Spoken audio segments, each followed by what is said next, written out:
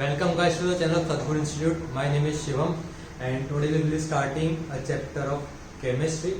So the name of the chapter is coordination compound.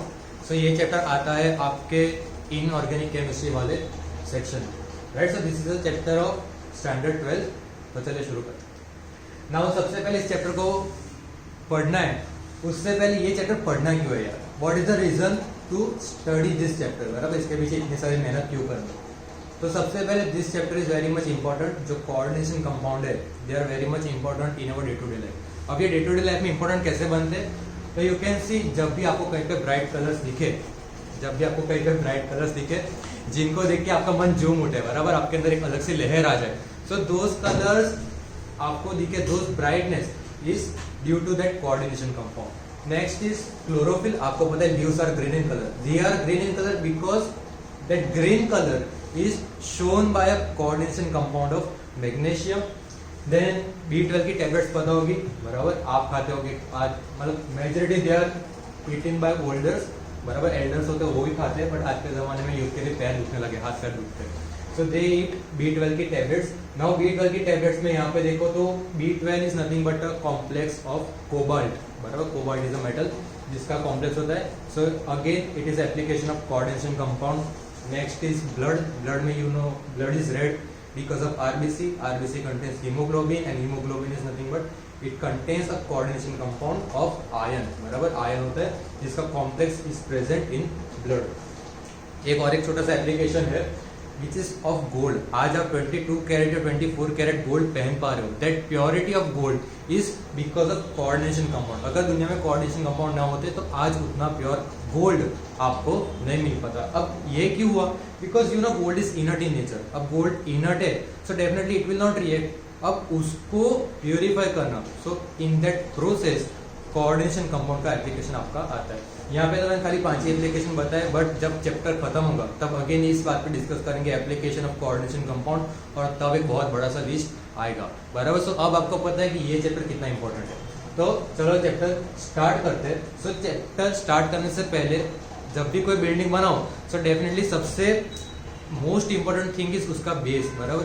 किसी भी इमारत की नींव ही उसका इंपॉर्टेंट पार्ट होती है. So in the same way coordination compound chapter चालू करने से पहले इसकी नींव क्या है? सो द नींव इज कोऑर्डिनेशन बॉन्ड, बराबर. तो कोऑर्डिनेशन बॉन्ड को समझना पड़ेगा. So this part of coordination bond comes under the chemical bonds topic.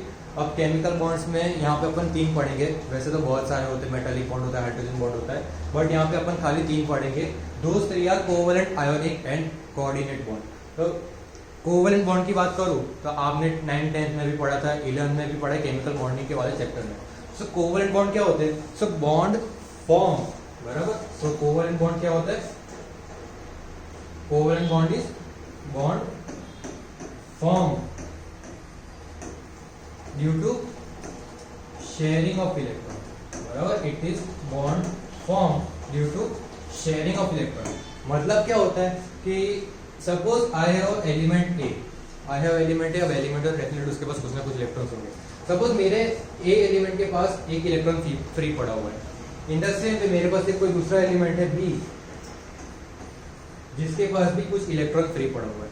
Now to complete that octet. Octet क्या होता है? स्टेबिलिटी अटेन करने का एक रास्ता है, बराबर. 8 इलेक्ट्रॉन्स कंप्लीट करना है. So to complete that octet ये लोग करते क्या है? They just share electron between each other. A और बी अपने बीच के 2 इलेक्ट्रॉन्स को शेयर करेंगे. So that sharing of electron is called as covalent bond, बराबर. यहाँ पे 2 इलेक्ट्रॉन शेयर हो रहे हैं, एक बॉन्ड फॉर्म हो रहा है, सो it is covalent bond. Ionic bond की बात करूं तो आयोनिक बॉन्ड के नाम में ही आपका आ रहा है आयन, बराबर. नाम में ही आ रहा है ion. So definitely there will be participation of ions. Ions का पार्टिसिपेशन कैसे होगा? सो यू नो आयन के 2 ही टाइप होते हैं. एक होता है आपका कैटायन एंड दूसरा आपका होता है एनायन, बराबर. एक होता है कैटायन, दूसरा होता है anion. Cation is positively charge and anion is negatively charge.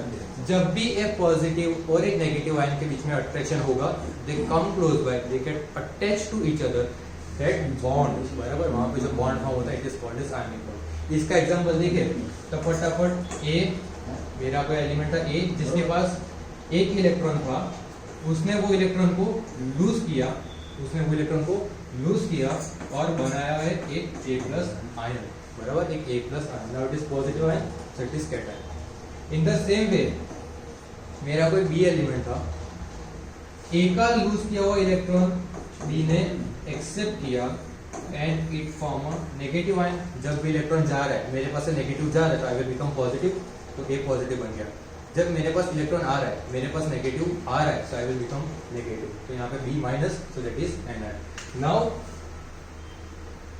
Now A plus बराबर A plus and B minus, इनके बीच में जो अट्रैक्शन हुआ बराबर, positive and negative will attract each other, ये पास आएंगे and they will get attach, so such type of bond is called as ionic bond, बराबर। Now last is coordinate bond, जो यहाँ पे अपने काम कर रहा है।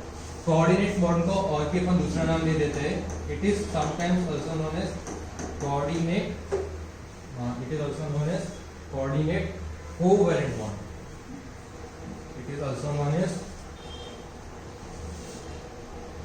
Coordinate covalent bond. अब यहाँ पे कोवैलेंट आया, तो कोवैलेंट आया कहाँ से? तो यहाँ पे जो कोवैलेंट मैंने समझाया वही कोवैलेंट यहाँ पे, बट साथ में एक एक्स्ट्रा वर्ड आया है, दैट इज कोऑर्डिनेट। अब ये क्यों आया, क्यों रख रहे हैं यहाँ पे, ये सब भी अपन देख लेंगे, बराबर। So coordinate bond is also known as coordinate covalent bond, it is also known as dative bond, बराबर।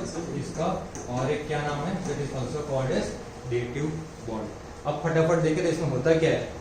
तो इसमें ऐसा कुछ होता है कि सपोज मेरा कोई एलिमेंट है A, जिसके पास after all the bonding, covalent ion में कितने भी टाइप के बॉन्डिंग कर लिए, उसके पास कुछ एक्स्ट्रा इलेक्ट्रॉन के पेयर्स बच रहे हैं। तो मैंने लिखा दिया यहाँ पे A के पास कुछ एक्स्ट्रा इलेक्ट्रॉन के पेयर्स है। इन द सेम वे मेरे पास कोई दूसरा एलिमेंट है B, मेरे पास कोई दूसरा एलिमेंट है B, जिसको इलेक्ट्रॉन पेयर की कमी है, जिसको कहीं से इलेक्ट्रॉन पेयर चाहिए, बट वो उस कंडीशन में नहीं है कि किसी को सामने इलेक्ट्रॉन दे सके, जैसे यहाँ पे B दे रहा था, इन the same way B was accepting, बराबर। ऐसी कंडीशन में नहीं है कि B सामने कुछ इलेक्ट्रॉन दे सके। तो यहाँ पे होता क्या है, A का जो पूरा पेयर था, it is donated to a B element, बराबर। B को वो पूरा पेयर डोनेट हो जाता है, बट इन बैक, बराबर, रिवर्स में B A को कुछ भी नहीं देता है। It is mutual understanding, it is coordination between two elements, that's why it is called as coordination bond। अब यहाँ पे शेयरिंग हो रहा है, A अपने इलेक्ट्रॉन्स B को शेयर कर रहा है, that's why it is called as covalent bond। So दोनों को कंबाइन कर दो, you will get coordination covalent bond। नाम में ही उसका रीजन दिया हुआ है, बराबर। So these are the three kinds of bond। इसके सिवा मेटालिक हाइड्रोजन बॉन्ड आते हैं, पर यहाँ पे अपन के काम के नहीं है, so अपन यहाँ पे नहीं लिखेंगे। So इसके एग्जांपल्स आर गिवन, देखो A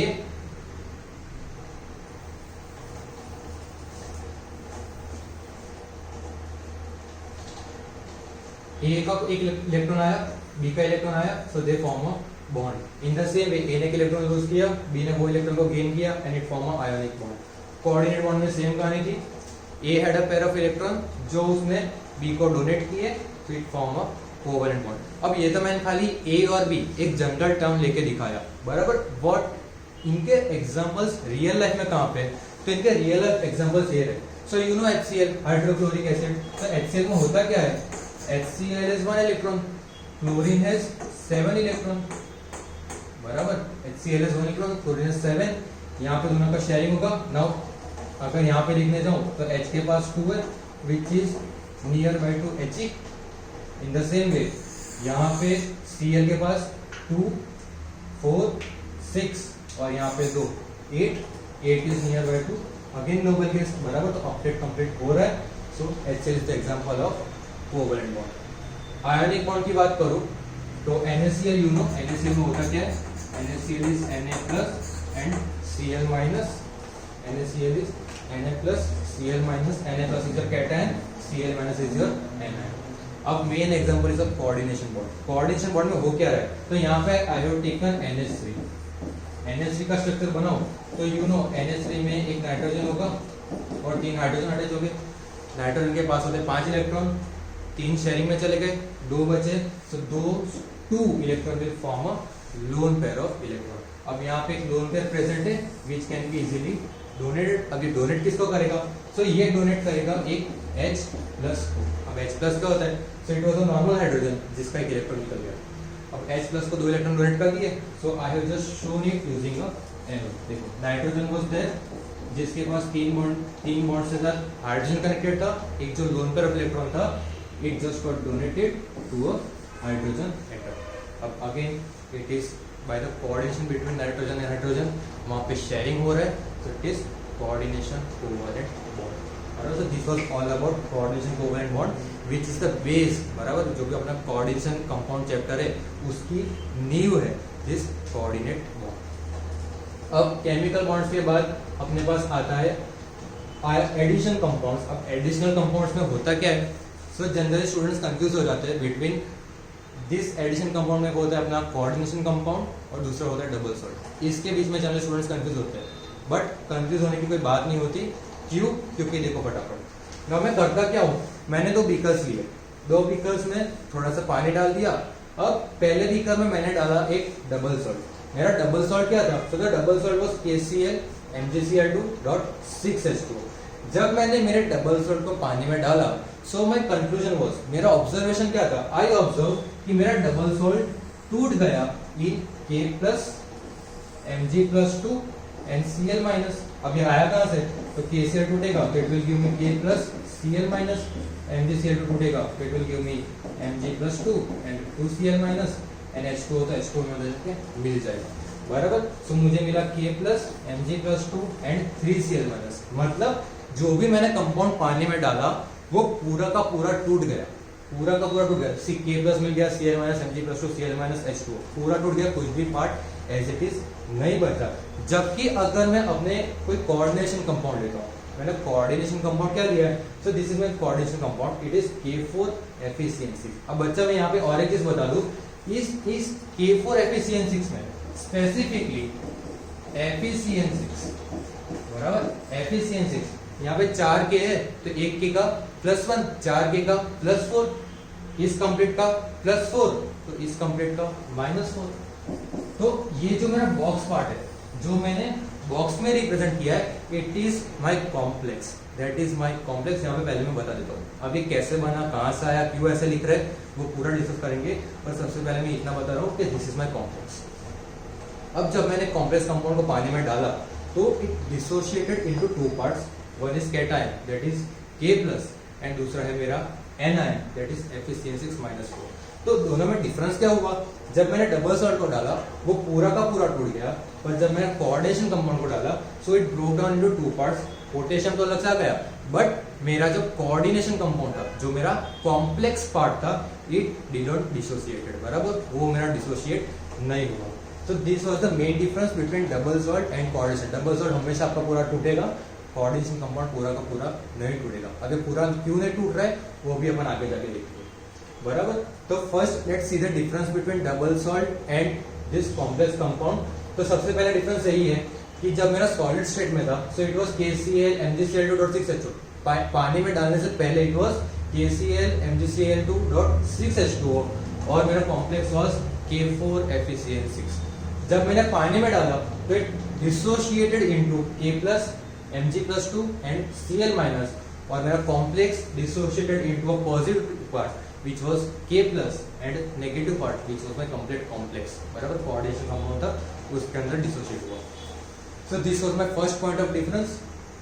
सेकेंड पॉइंट क्या है, तो सेकेंड पॉइंट वही है कि अगर आपने डबल सॉल्ट को पानी में डाला it will break down into constituent ions. Double salt K plus Mg+2 Cl minus में टूटा, बट अगर कोऑर्डिनेशन को पानी में डालोगे it will not break down into different constituent ions. आपको Fe अलग से नहीं मिला, आपको Cn अलग से नहीं मिला, वो पूरा का पार्ट तो एक ही रह गया, बट खाली K प्लस मिला। अब K प्लस मिलने का रीजन भी है यार, मैंने क्या बोला, this was my complex.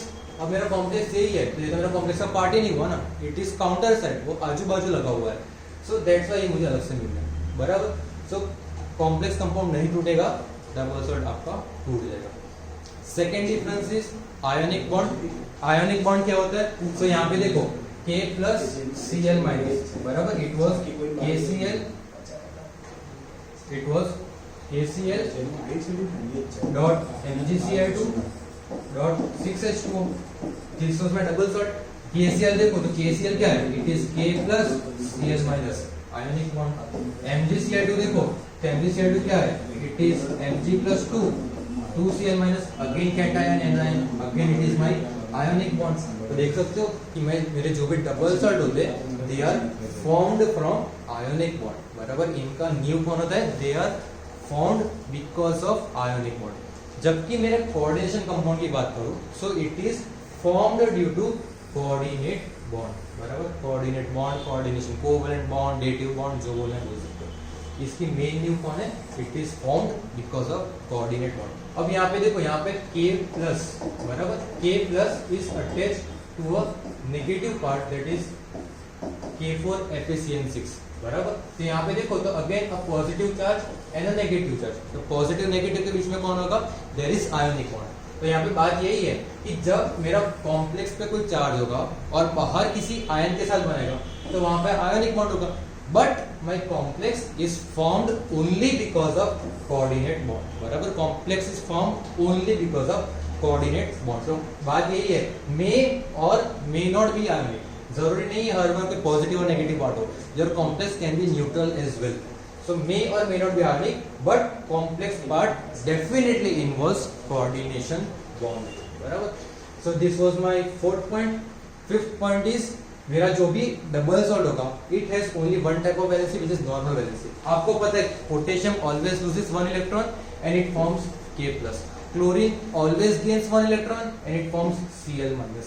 Mg+2 मतलब magnesium, it loses two electron, it forms Mg+2। Again chlorine lose accepts one electron and it forms Cl minus. तो यहाँ पे आपके सारे नॉर्मल वैलेंसी है जो ये नॉर्मल कंडीशंस पे शो करते हैं, K plus, Mg+2, Cl minus. वैसी ही वैलेंसी आपको यहाँ पे देखने को मिलती है in double salt, but in case of coordination compound आपको दो टाइप की वैलेंसी शो करती है। कौन सी, so one is primary valency and second is secondary valency. Coordination में दो टाइप की वैलेंसी होती है, प्राइमरी एंड सेकेंडरी। अब बात आई प्राइमरी एंड सेकेंडरी वैलेंसी क्या होता है, तो इन दो वैलेंसी को समझने के लिए there is a particular theory.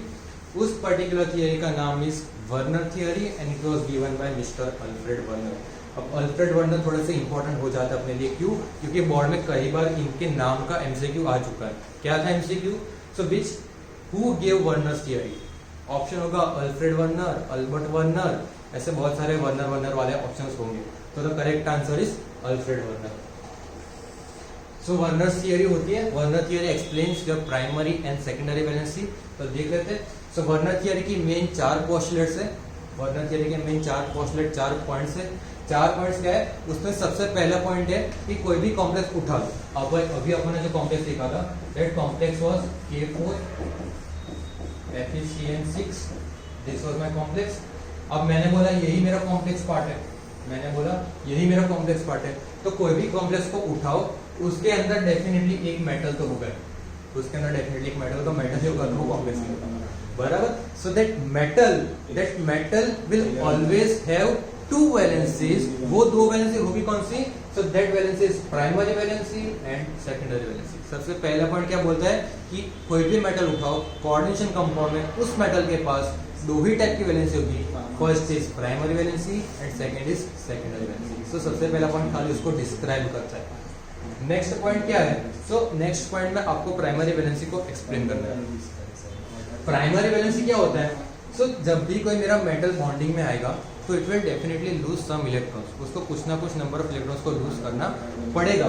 So those number of electron lose और lost, those electrons are called as primary valency. अब यहाँ पे मैं बात करूँ, देखो K4FeCN6 है तो उसमें FeCN6 एंड कंप्लीट का चार्ज -4। अब -4 क्यों आया, एक बार फिर से दिखा रहा हूँ। K4 मतलब एक K का +1, दूसरे K का, हाँ एक K का +1 तो 4 K का +4, ये कंप्लीट +4 तो ये कंप्लीट -4। अब ये complete -4 is the net charge of the complex. अब मुझे Fe का ऑक्सीजन स्टेट कैलकुलेट करना है, so what I will do, Fe का पता नहीं है, so let's take it as X, पता ना हो तो it is always X। Cyanide की बात करूं तो एक साइनाइड का होता है -1, यू नो Cn माइनस, एक साइनाइड का -1 तो 6 का -6, बराबर। एक साइनाइड का -1 तो into 6 equals to net charge, so net charge is -4, net charge is 4। अब यहाँ पे देखो तो this is x -6 equals to -4, x equals to +2, x equals to +2।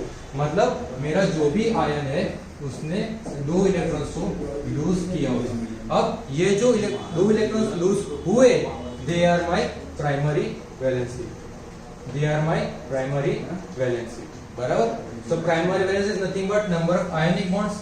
Ionic bond क्यों बोला? Because it is formed after formation of ion, और ion के formation के बाद जो भी बॉन्ड फॉर्म होता है it is always ionic bond. दूसरा बोला है ऑक्सीडेशन स्टेट। ऑक्सीडेशन स्टेट क्यों बोला? क्योंकि ऑक्सीडेशन स्टेट का दूसरा मतलब ये भी होता है नंबर ऑफ इलेक्ट्रॉन लूज, कितने इलेक्ट्रॉन वो लूज कर रहा है। तो अपन ये देखा ना कि आयन अपने 2 इलेक्ट्रॉन लूज कर रहे हैं, सो it is nothing but a oxidation state. जो भी लिखना हो लिख सकते हो, नंबर ऑफ आयनिक बॉन्ड्स या फिर ऑक्सीडेशन स्टेट। तो primary valency is your oxidation state. अब बात आती है सेकेंडरी वैलेंसी। तो भैया सेकेंडरी वैलेंसी क्या होता है? तो secondary valency again it is number of electrons. Again यहाँ पे आप नंबर ऑफ इलेक्ट्रॉन्स देखोगे, पर ये कौन से इलेक्ट्रॉन्स होंगे? This are the electrons which are participating in coordination bond. अब इसका मैं स्ट्रक्चर बनाऊं, मेरा कोऑर्डिनेशन जो मेरा कॉम्प्लेक्स है उसका मैं अगर स्ट्रक्चर बनाऊं तो देखो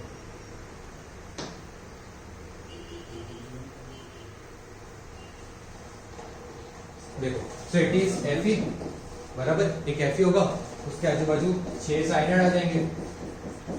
और फिर अपन ने देखा कि कोऑर्डिनेशन बॉन्ड में होगा क्या, मेरे आजू बाजू वाले कुछ एटम्स, कुछ मॉलिक्यूल्स, कुछ आयंस आके मुझे इलेक्ट्रॉन पेयर्स डोनेट करेंगे। तो यहाँ पे यही है, सेंटर में मेरा Fe है, उसके आजू बाजू 6 साइडेड आके उसको इलेक्ट्रॉन डोनेट कर रहे हैं।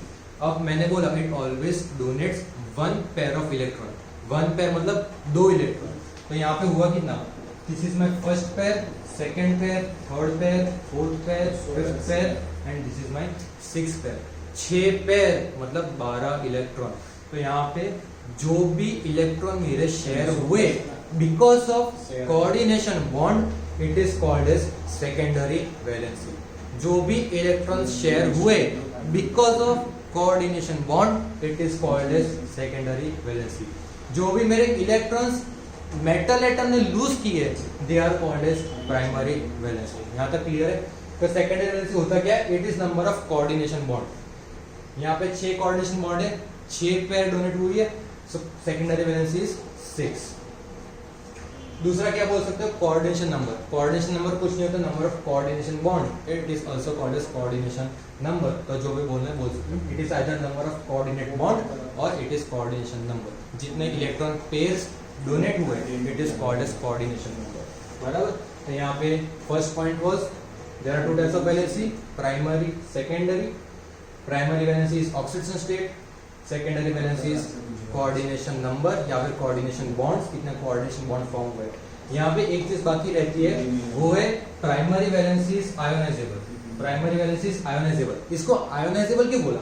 क्योंकि देखो अभी मैंने बताया कि आयन ने 2 इलेक्ट्रॉन्स को लूज किया, आयन ने 2 इलेक्ट्रॉन्स को लूज किया, सो वहां पे वो आयोनाइज हुआ, so that is called as ionizable valency.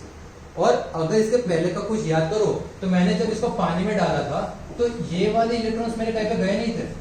मेरा जो K4Fe(CH6-4) था उसमें साइनाइड वापस नहीं गया, साइनाइड आयोनाइज नहीं हुआ, कॉम्प्लेक्स पार्ट तो मेरा एज इट इज ही रहा। सो वो एज इट इज रहा, सो इट इज नॉन आयोनाइजेबल। उसको पानी में डालोगे तो वो आयोनाइज नहीं होंगे। दैट्स व्हाई सेकेंडरी वैलेंसी मतलब जो साइनाइड वाला पार्ट था इट इज नॉन आयोनाइजेबल।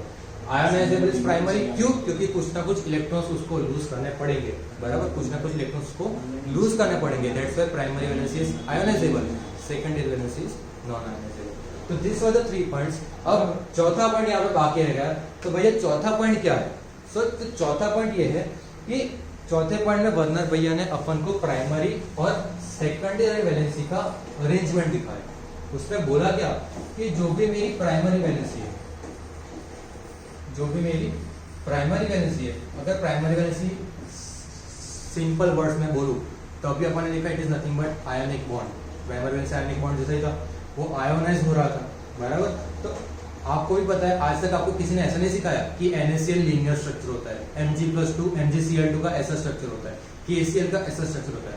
आपको कभी भी आयोनिक बॉन्ड का स्ट्रक्चर नहीं समझा है, क्यों? क्योंकि वहां पे खाली एक पॉजिटिव और एक नेगेटिव आयन अट्रैक्ट होते हैं, वहां पे कोई स्पेसिफिक ज्योमेट्री मिलेगी वो जरूरी नहीं है। तो यहाँ पे यही बात होती है कि प्राइमरी वैलेंस में मेरा आयन आता है और आयन का कभी भी एक स्पेशल ज्योमेट्री नहीं होती, तो यहाँ पे मुझे अरेंजमेंट नहीं मिलेगा, बराबर? अरेंजमेंट नहीं मिलेगा, सर क्यों बोल रहा हूँ? Because it is of ions. अब सेकेंडरी वैलेंसी में क्या होगा भैया? प्राइमरी में तो नहीं हो रहा है, पर सेकेंडरी वैलेंसी में क्या होगा?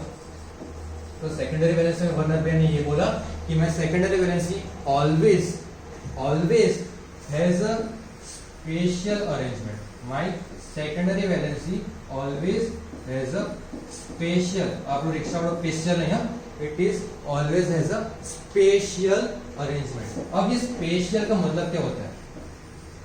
स्पेशल का मतलब क्या होता है? तो स्पेशल का मतलब होता है इन स्पेस। स्पेशल का मतलब होता है इन स्पेस। 3D 4D में चले जाओ और वहां पे जाओ, अपने दिमाग के सारे तार हिला दो और कोई अच्छा सा अरेंजमेंट बनाओ। 3D 4D कोई भी एक अच्छा सा मस्त अरेंजमेंट बनाओ, that is called as spatial arrangement. तो कोई से भी स्पेस में अरेंजमेंट करो, it is called as spatial arrangement. अब ये स्पेशल अरेंजमेंट होता क्या है? तो आपने आज तक देखा है कि there is a tetrahedral arrangement, बराबर? आपने देखा है कि जब भी कोई चार बॉन्ड्स के बीच में अरेंजमेंट करना हो, you go for tetrahedral, then you go for octahedral, बराबर? ऑक्टाहेड्रल में भी जाते हो, you always go for linear. जब दो होंगे तो they are always in linear. तो यहाँ पे मैं लिख दिया लीनियर। ऐसे में अगर लिस्ट में जाओ तो पूरा बॉन्ड भर जाएगा, पर मैं सारे नहीं लिख रहा। तो इतना समझ जाओ कि किसी भी एक स्पेसिफिक अरेंजमेंट, एक अच्छे से ज्योमेट्री, एक अच्छे से शेप में हो, that is called as spatial arrangement. तो सेकेंडरी वैलेंसी मेरी स्पेशल अरेंजमेंट में होगी। अब भैया यह अभी भी मुझे समझ में नहीं आया। ये अगर आपको अभी भी समझ में नहीं आया तो देखो, अभी अपन ने एग्जांपल लिया था ऑफ K4 FeCN6। अभी अपन ने एग्जांपल लिया था ऑफ K4 FeCN6, तो वही बनाते चलो। K4 FeCN6, K4 तो अगेन आयोनाइज हो जाएगा, तो इसका कोई अच्छे से ज्योमेट्री नहीं होगा। बट FeCN6 उसमें भी specifically cyanide, it is my secondary valency. तो मैंने अभी बताया था कि K4 उसके आजू बाजू मेरे 6 साइनाइड ऐसे अरेंज होंगे। अब मैं अभी एक और बात बता रहा हूँ जो आपको डेफिनेटली बाउंसर पड़ेगी, पर वो बात क्या है कि जो भी मेरा साइनाइड का अरेंजमेंट है, it is in octahedral geometry. It is in octahedral geometry. अभी ऑक्टाहेड्रल में क्यों है भैया अपन आगे देखेंगे, पर अभी खाली इतना याद रखो, it is octahedral. Again octahedral क्या होता है? तो एक स्क्वायर ले लो, उसके ऊपर नीचे अच्छे से पिरामिड बना लो, so that is my octahedral geometry. तो secondary valency is always in special arrangement, जबकि प्राइमरी वैलेंसी में स्पेशल अरेंजमेंट में नहीं होती। तो आज के लिए इतना ही रखते हैं, आगे अपन कंटिन्यू करेंगे नेक्स्ट लेक्चर में कि प्राइमरी और सेकेंडरी वैलेंसी के एग्जाम्पल कैसे होते हैं, इनको समझेंगे थ्रू दिस एक्सपेरिमेंट। तब तक के लिए वीडियो को लाइक कर देना, शेयर करना अपने फ्रेंड्स के साथ और चैनल को सब्सक्राइब करना मत भूलना। Thank you.